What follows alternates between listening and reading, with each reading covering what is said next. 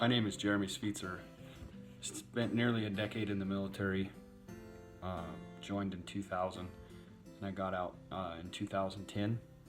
I deployed multiple times. First time was in 2002 for Operation Southern Watch and Operation Enduring Freedom.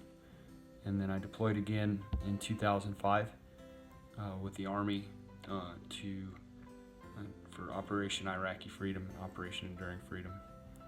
There I did convoy escorts between northern Kuwait and the southern part of Iraq near Nasiriyah, and that's really where the story begins. We escorted about 30 semi-trucks at a time from a camp just at the northern tip of Kuwait. Then we go to a camp just outside of Nasiriyah, Iraq. And there were times that all the time it was pretty high anxiety, pretty stressful. Always had to be on alert. I was a gunner, so I sat in the turret, and I ended up I was the eyes and ears and protection for my crew. So with that, I don't think the switch ever really turned off. I was always on alert. I was always aware of everything that was going on around me. I came home in late 2006 from that, came back from that deployment in 2006, and like a lot of other veterans, I drank pretty heavily and just tried to cope with adjusting to my new surroundings. Things really came to a head about 2014, 2015.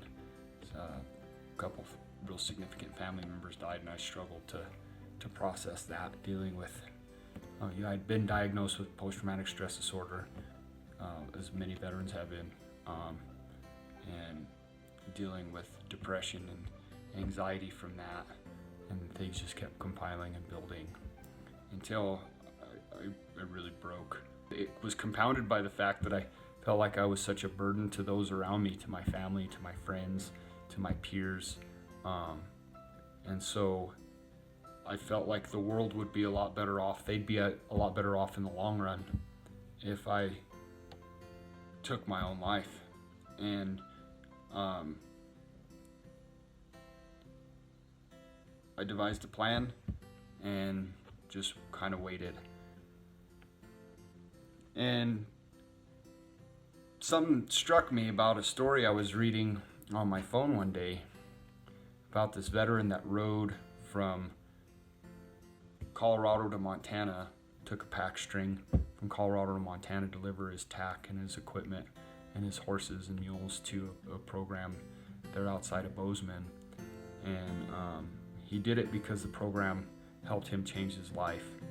And when I looked up the program, Heroes and Horses, to just check it out, it sounded like something that would fit me.